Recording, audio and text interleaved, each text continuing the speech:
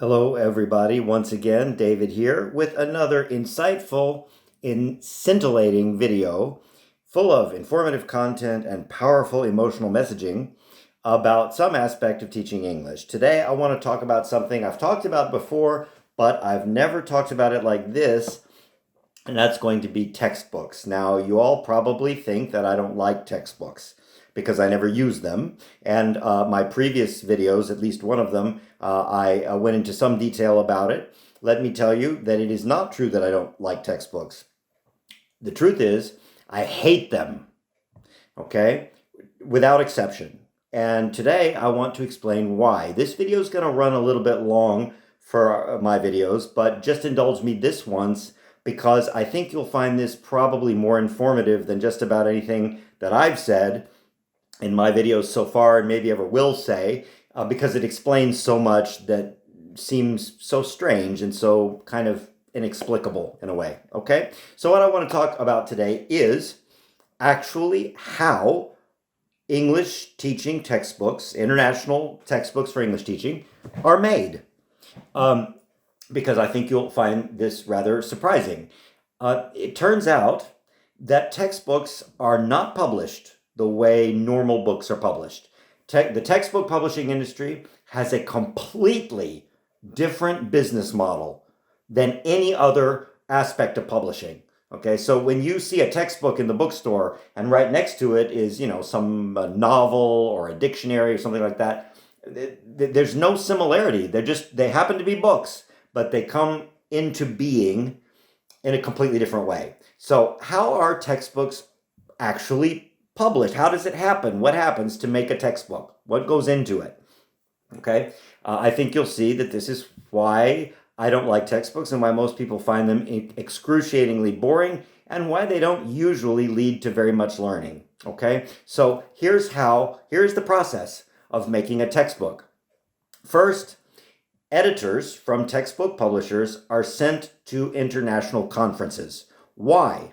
Well, because they're there really for two reasons. The first thing is they need to hear what the new buzzwords, the new cliche is going to be. For example, it might be this for the next few years. It might be multiculturalism as a theme to build a textbook around. Maybe environmentalism, climate change.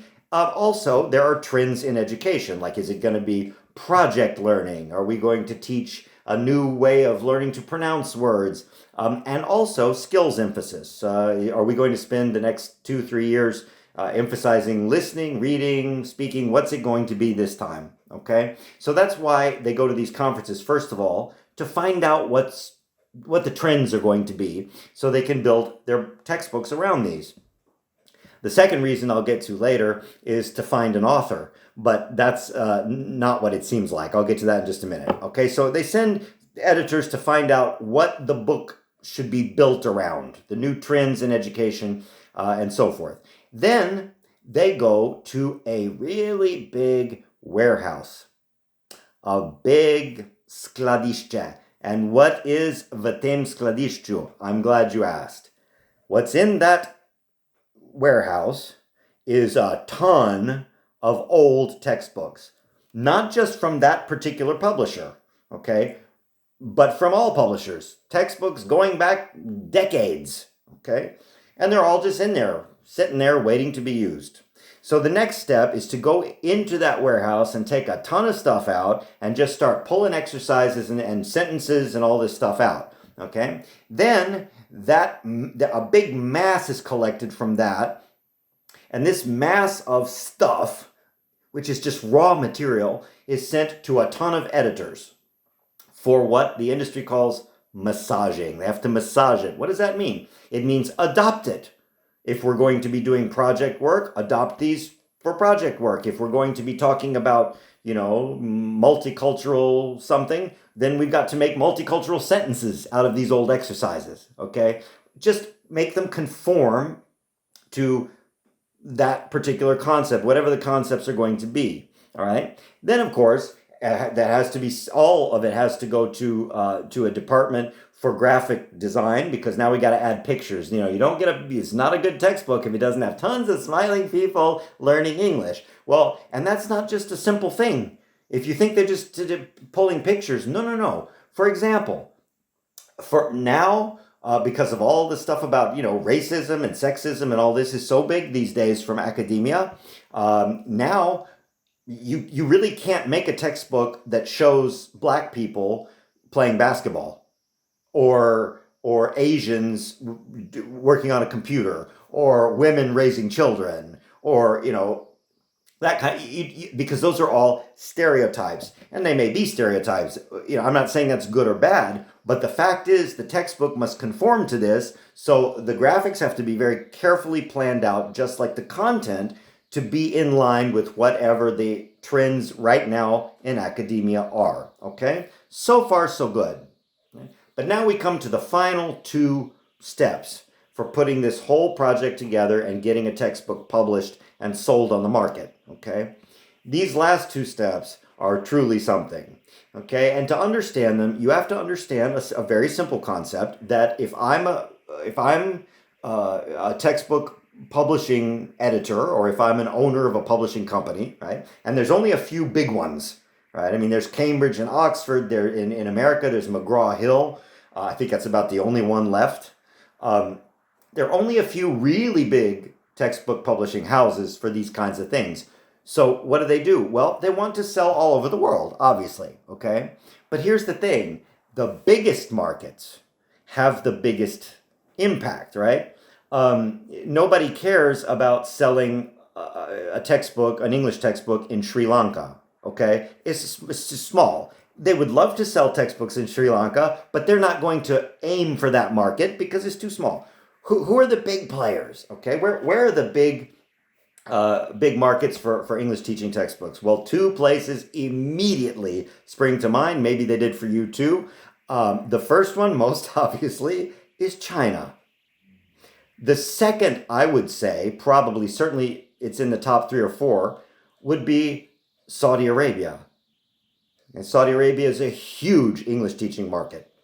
And of course, you also have places like Russia, which would come in pretty high on the list as well, right? Well, what do all those places have in common? Russia, China, especially China and Saudi Arabia, though. Those are the 2 really, really big gorillas in the arena. What do they have in common? Well, the Chinese have a communist government that has to approve of any textbook. Any textbook sold in China has to be approved by the communist government of China. And any textbook approved for use in Saudi Arabia has to be approved by the Saudi government. And what are those governments like? Well, I don't think this is the place to lecture on that. I think you know pretty well. Needless to say, nothing controversial, educational, or even interesting is going to make it into a textbook if the publisher is aiming to have it sold in China and Saudi Arabia. Okay? So this automatically guarantees that content is just so bland and so boring that you can hardly stand it. And then we come, so that's really a very big key piece. If you can't sell your textbook in the biggest markets, you're going to lose money, because it takes a lot of money to put a textbook together, even though it's being done this way. In fact, it takes way more money to produce it because it's being done this way. It has to go through lawyers and accountants, and it has to go through the graphic process and the 50 editors, So it's a huge, huge process. Much more complicated than someone just writing a textbook. So it costs a lot of money, and if you can't sell in the big places like China, Saudi Arabia, Russia, and so forth, you're just going to lose money, and eventually you're going to be out of business. Okay, so these most repressive, limiting governments, most totalitarian states, these states determine the content of the English teaching textbooks all over the world. Okay, including here in Slovenia. So take that for what it's worth. Finally, one last point. It is only after all this has been done, only after the editors have gone and found what it has to be about, They've taken all this tons of old material, recycled it, put the new graphics, scrubbed it for the censors in China and the Middle East and so forth. After all that is done, they finally have the finished product and they're ready to market it. But there's one thing they still don't have: the author. That's right, the author, because there is no author. This has just been put together by a team of hundreds of people using old material and just massaging it into something new, apparently new.